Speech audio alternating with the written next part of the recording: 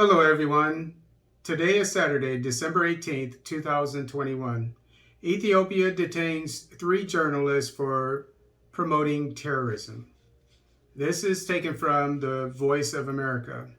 A freelance video journalist accredited to the Associated Press and 2 other local journalists have been detained in Ethiopia, according to police and the country's media regulator. Federal police accused the journalists in a statement late on Wednesday of promoting terrorism by interviewing members of the Oromo Liberation Army, OLA, which Parliament has designated a terrorist group. The AP reported that its freelancer, Amir Aman Kiyaro, was detained on November 28th under the country's war-related state of emergency after returning home from a reporting trip. He has not been charged, the report said.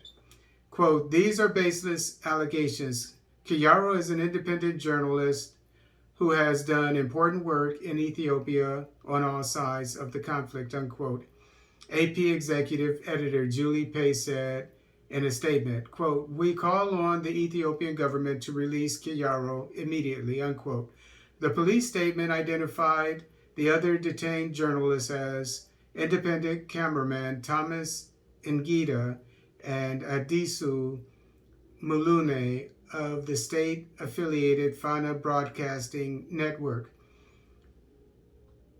Admasu Damtu, chief executive of Fana, declined to comment, saying Adisu's arrest, quote, "doesn't relate to us," unquote. He did not elaborate.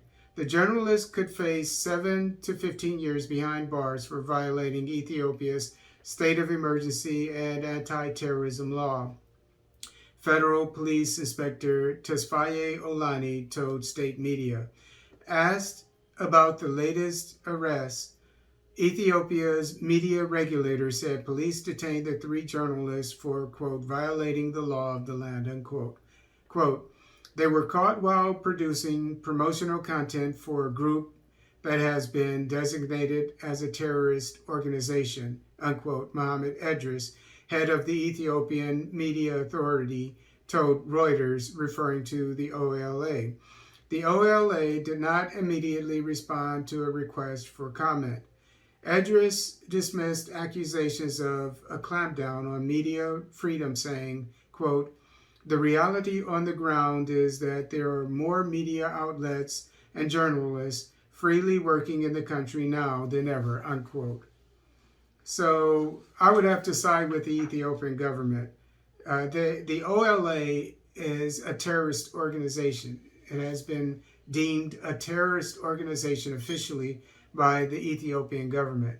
And if the Ethiopian government says that when these reporters interviewed the members of the OLA and was promoting their war effort, which is against the law, then you have to take the word of the government.